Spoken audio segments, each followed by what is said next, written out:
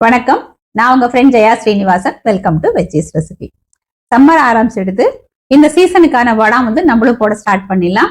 இந்த மார்ச் மாசம் செகண்ட் வீக்ல ஆரம்பிச்சு ஏப்ரல் தேர்ட் வீக்குள்ள நம்ம வடாம்லாம் போட்டு முடிச்சிடணும். ஏன்னா April end May first week எல்லாம் கொஞ்சம் லேசா காத்த ஆரம்பிச்சிடும். வெயில் வந்து ரொம்ப அதிகமா இருக்கும். அதிகமான வெயில்ல போட்டோம் அப்படின்னா வடாம் செவந்தும் போயிடும். ஆனா நம்ம இன்னைக்கு போடக்கூடிய வடாம் அப்படின்னு பார்த்தேன்னா எல்லாராலையும் ரொம்ப ஈஸியா பண்ண முடியும். காஞ்சதுக்கு அப்புறம் இந்த சைஸ்ல இருக்கு. இது வந்து நல்லா சீரி பொரியும் பாருங்க. நல்லா வந்து மொறுமொறுன்னு வந்துருக்கு பாருங்க. இது நொறுங்கி கீழெல்லாம் விழுந்துருக்கு. அப்படியே தூள் தூள் ஆயிடுச்சு பாருங்க. நான் வந்து இது வரைக்கும் வடாம் போட்டதே இல்லை அப்படிங்கிற வாளும் ஈஸியா போட்டுடலாம். ஏன்னா இது வந்து எதுவும் மிஷினுக்கு எடுத்துன்னு போய் மாவு அரைக்கணும்னு அவசியம் இல்லை. மாவு கிளறணும், கட்டி தட்டிடும், அந்த பயமும் இல்லை. எனக்கு வந்து மொட்டை மாடியே இல்லை, வெயிலே இல்லை அப்படிங்கிறவா கூட பண்ணிக்கலாம். ஏன்னா ஆத்துலயே வந்து ஃபேன் காத்துலயே நம்ம இதை காய வச்சுடலாம். ரொம்ப பிஸியா இருக்கும், டைமே இல்லை அப்படிங்கிறவா கூட பண்ணிக்கலாம். எப்படின்னா மாவு கிளறி ஃப்ரிட்ஜ்ல வச்சுட்டோம்னா உங்களுக்கு எப்பெல்லாம் டைம் கிடைக்கிறதோ கொஞ்சம் கொஞ்சமா ஒரு வாரம் வரைக்கும் கூட நம்ம இதை பண்ணிக்கலாம். இது ஒரு ட்ரெடிஷனல் ரெசிபி. தளிர் வடாம் இல்ல இலை வடாம் அப்படின்னு சொல்லுவா. டெலிவரி ஆனதுக்கு அப்புறம் இந்த வடாம் தான் பொரிச்சு கொடுப்பா. நல்லா மொறுமொறுன்னு அப்படியே வாயில போட்டாலே கரையும். ரொம்ப டேஸ்டா இருக்கும். நம்ம எண்ணெயில பொரிச்சோம் அப்படின்னா 3 மடங்கு நல்லா சீரி பொரியும். அப்படியே வெள்ளை வெள்ளையர்னு பாக்குறதுக்கும் அழகா இருக்கும். ஃபர்ஸ்ட் டைம் சேனலை பாக்குறீங்கன்னா ப்ளீஸ் சப்ஸ்கிரைப் பண்ணுங்க. பெல் ஐக்கானை கிளிக் பண்ணி ஆல் ஆப்ஷன் கொடுத்துட்டீங்கன்னா நான் போடக்கூடிய எல்லா வீடியோஸும் குவிக்கா வந்து உங்களுக்கு ரீச் ஆகும். வாங்க, டேஸ்டாவும் நல்ல மொறுமொறுன்னும் அதே நேரம் ரொம்ப ஈஸியாவும் பண்ணக்கூடிய இந்த தளிர் வடாம் குவிக்கா எப்படி பண்றதுன்னு பார்க்கலாம். இலை வடாம் பண்றதுக்கு மெஷரிங் கப்ல 2 கப்பு பச்சரிசி எடுத்துட்டு இருக்கேன். இதை நல்லா வாஷ் பண்ணிட்டு 4-5 மணி நேரம் ஊற வச்சுக்கணும். பச்சரிசி பாருங்க நல்லா ஊறி இருக்கு. தண்ணியை ஃபுல்லா ட்ரைன் பண்ணிட்டு நல்லா வெண்ணெய் போல நம்ம அரைச்சு எடுத்துக்கணும். மாவு வந்து அப்படியே வழுன்னு அரைச்சுக்கணும். கொஞ்சம் கூட அந்த குருணையா இருக்கக்கூடாது. இலை வடாத்துக்கான பச்சரிசி மாவு பாருங்க நல்லா ஃபைனா அரைச்சு எடுத்துட்டு இருக்கேன். அப்படியே வெண்ணெய் மாதிரி இருக்கு. இதை போல நம்ம அரைச்சு எடுத்துக்கணும்.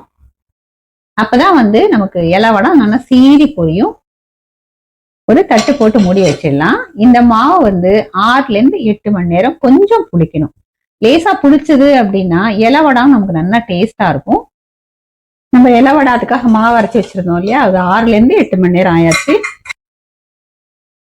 லேசா புளிச்சு வந்திருக்கு.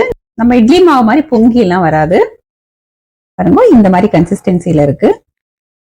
மிக்சி ஜார்ல இலை வடாத்துக்காக ஒரு 2 பச்சை மிளகாய் எடுத்துட்டு இருக்கேன். தேவையான அளவு உப்பு. இதை வந்து நம்ம அரைச்சு எடுத்துக்கலாம்.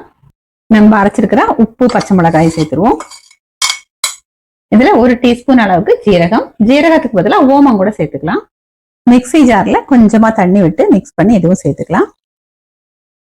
இப்ப இதை நல்லா மிக்ஸ் பண்ணிப்போம். வெறும் உப்பு ஜீரகம் அல்லது உப்பு ஓமம் மட்டும் சேர்த்து கூட பண்ணலாம். காரம் போடணும் அப்படின்னு அவசியம் இல்லை. வாசனைக்கு ஒரு 1/4 டீஸ்பூன் பெருங்காயம் சேர்த்துப்போம். இது எல்லாத்தையும் நல்லா மிக்ஸ் பண்ணி விட்டுக்கலாம். கட்டி பெருங்காயம் இருந்ததுன்னா சின்ன கட்டி எடுத்துட்டு ஒரு கப்ல போட்டு கொஞ்சமா தண்ணி விட்டுலாம் அது நல்லா சாஃப்ட் ஆயிடும். அதுக்கப்புறம் அந்த ஜலத்தை நம்ம விட்டுக்கலாம். அது இன்னும் வாசனையா இருக்கும். மாவோட பதம் பாருங்க. தோசை மாவோட கொஞ்சம் தண்ணியா இருக்கு. ரொம்ப தண்ணியாவும் இருக்கக்கூடாது, ரொம்ப திக்காவும் இருக்கக்கூடாது. இந்த மாதிரி இருக்கணும். இலை வடாம் பண்றதுக்கு இதை போல ஸ்டாண்ட் வரும். அதுக்கு பார்த்தீங்கன்னா இந்த மாதிரி பிளேட்ஸ் வரும். நம்ம இதுலயே ஸ்டீம் பண்ணி எடுத்துக்கலாம். வாழை இலை இருந்ததுன்னா இதுக்கு மேல ஒரு இலையை கட் பண்ணி போட்டுட்டோம்னா ஈஸியா இருக்கும். ஒட்டாம இருக்கிறதுக்காக லேசா எண்ணெய் அப்ளை பண்ணியிருக்கேன். ரொம்ப கம்மியா. அதிகமா எண்ணெய் இருந்தது அப்படின்னு ரொம்ப சீக்கிரம் வந்து இந்த இலை வடாம் சிக்கு வாடை வந்துடும். எண்ணெய் அப்ளை பண்ணதுக்கு அப்புறம் ஒரு டிஷ்யூ வச்சு எக்ஸ்ட்ரா இருக்கிற எண்ணெயை தொடச்சிட்டு இருந்தோம். ஒவ்வொரு முறையும் நம்ம எடுத்துக்கும் போது மாவை வந்து ஒரு தடவை அப்படி கலந்து விட்டுட்டு அப்புறம் எடுத்துக்கணும். இந்த பிளேட்ல இதுல இருந்து ஒரு 1/2 கரண்டி மாவு இது போல சென்டர்ல விட்டுக்கலாம். மாவை வந்து இப்படி ஸ்ப்ரெட் பண்ணி விட்டுக்கலாம்.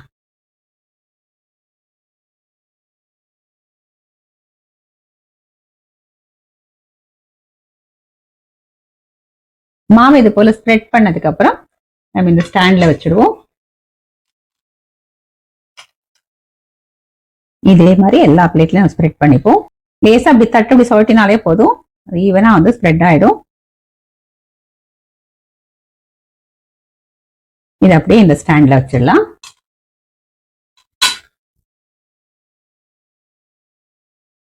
இட்லி பாட்டில் வந்து தண்ணி கொதிச்சுட்டு இருக்கு. இந்த இலவாடாம் ஸ்டாண்டை இதில் வச்சிடலாம். மூடியை போட்டு மூடிடுவோம். இது ஒரு 2 நிமிஷத்துல ஸ்டீம் ஆயிடும். நம்ம அதுக்கப்புறம் பார்க்கலாம். 2 நிமிஷம் ஆயாச்சு, வெந்திருக்கான்னு பார்க்கலாம். கலர் பார்த்தாலே தெரியும் நல்லா வெந்திருக்கு. இப்போ இந்த ஸ்டாண்டை நம்ம வெளியில எடுத்துக்கலாம். இந்த பிளேட்ஸ் நம்ம எடுத்துருவோம்.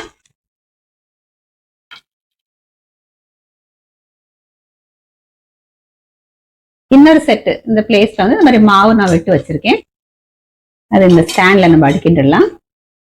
ஒரு செட்டு பிளேட் வந்து ஸ்டீம் பண்றதுக்கு வச்சுக்கணும். ஒரு செட்டு பிளேட்ல நம்ம மாவு விட்டுக்கணும். மாத்தி மாத்தி பண்ணும்போது ரொம்ப ஃபாஸ்டா ஆயிடும். இது நம்ம ஸ்டீம் பண்ணி எடுத்துப்போம். இதே மாதிரி நம்ம எல்லாத்தையும் பண்ணி எடுத்துக்கலாம். இது கொஞ்சம் சூடாறினதுக்கு அப்புறம் ஓரம் லேசா அந்த மாதிரி ஸ்கிராப் பண்ணி விட்டோம்னா எடுக்கிறதுக்கு வந்துடும். இலையா இருந்தா சும்மா அப்படியே நம்ம எடுத்துடலாம். பாருங்க, இந்த மாதிரி பிடிச்சிட்டு அவ்வளவுதான். பாருங்க எவ்வளவு மெலீசா பண்றதுக்கு வந்திருக்கு. என் கை விரலே தெரியறது பாருங்க. இது அப்படியே ஒரு பிளாஸ்டிக் ஷீட்ல நம்ம காய வச்சுக்கலாம். இதுக்கு வந்து வெயில்லாம் எதுவுமே அவசியம் இல்லை. ஃபேன் கீழே வந்து நம்ம காய வச்சுக்கலாம். இது போல எல்லாத்தையும் பண்ணிட்டு நான் காஞ்சதுக்கு அப்புறம் உங்களுக்கு காமிக்கிறேன். இலவடம் பாருங்க நல்லா காஞ்செடுத்து ஃபர்ஸ்ட் நாள் ஃபுல்லா ஆத்துலயே ஃபேன் கீழே காய வச்சுட்டு அடுத்த நாள் ஜஸ்ட் ஒரு 1/2 மணி நேரம் மட்டும் வெயில்ல போட்டு எடுத்திருக்கேன். கொஞ்சம் வந்து இந்த மாதிரி பிளெயினா பண்ணிருக்கேன். கொஞ்சம் வந்து இதை போல ஜீரகம் போட்டு பண்ணிருக்கேன். இந்த சைஸ்ல இருக்கிற வடாம் வந்து நம்ம எண்ணெயில பொரிச்சோம்னா இதுல வந்து 3 மடங்கு வந்து நமக்கு பொரிஞ்சு வரும். நான் எண்ணெயில வந்து பொரிச்சு காமிக்கிறேன்.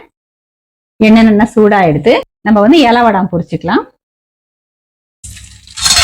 இது வந்து நல்லா சீறி பொரியும் பாருங்க. எவ்வளவு சின்னதா நம்ம வந்து போட்டோம். கடாய் ஃபுல்லாவே வந்துட்டு எவ்வளவு பெருசா பொரிஞ்சிருக்கு.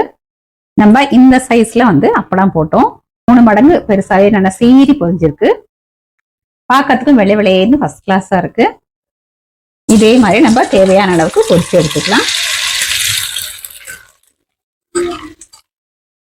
பாருங்க எவ்வளவு பெருசா பொரிஞ்சிருக்கு. கொஞ்சம் வந்து பிளெயினா பண்ணிருக்கேன், கொஞ்சம் ஜீரகம் போட்டும் பண்ணிருக்கேன். இதே மாதிரி நம்ம தேவையான அளவுக்கு பொரிச்சு எடுத்துக்குவோம். இலவடம் பாருங்க காஞ்சதுக்கு அப்புறம் இந்த சைஸ்ல இருக்கு. இதே பொரிச்சதுக்கு அப்புறம் பார்த்தேன்னா என்ன சைஸ்க்கு பொரிஞ்சிருக்கு பாருங்க. கிட்டத்தட்ட 3 மடங்கு வந்து சீரி பொரிஞ்சிருக்கு. பார்க்கறதுக்கும் வந்து நல்லா வெள்ளை வெள்ளையர்னு இருக்கு. நல்லா வந்து மொறு மொறுன்னு வந்திருக்கு பாருங்க. இது நொறுங்கி கீழெல்லாம் விழுந்துருக்கு. அப்படியே தூள் தூள் ஆயிடுச்சு பாருங்க. தளிர் வடை ஈஸியா நம்ம ரெடி பண்ணிட்டோம். ஆத்துலயே வந்து கிச்சன் மேடையிலேயே 2 நாள்ல அது காஞ்செடுத்து எந்த அளவுக்கு நல்லா சீரி பொரியறது அப்படின்னு நம்ம பொரிச்சும் பார்த்துட்டோம். எந்த அளவுக்கு நல்லா மொறு மொறுன்னு வந்திருக்குன்னு நொறுக்கியும் நான் காமிச்சிட்டேன். இப்ப நம்ம டேஸ்ட் பண்ணி பார்த்துடலாம். அப்படியே வெள்ளை வெள்ளையேன்னு அந்த காலத்துல சொல்லுவா தும்பப்பூ மாதிரி இருக்குன்னு, அந்த மாதிரி இருக்கு.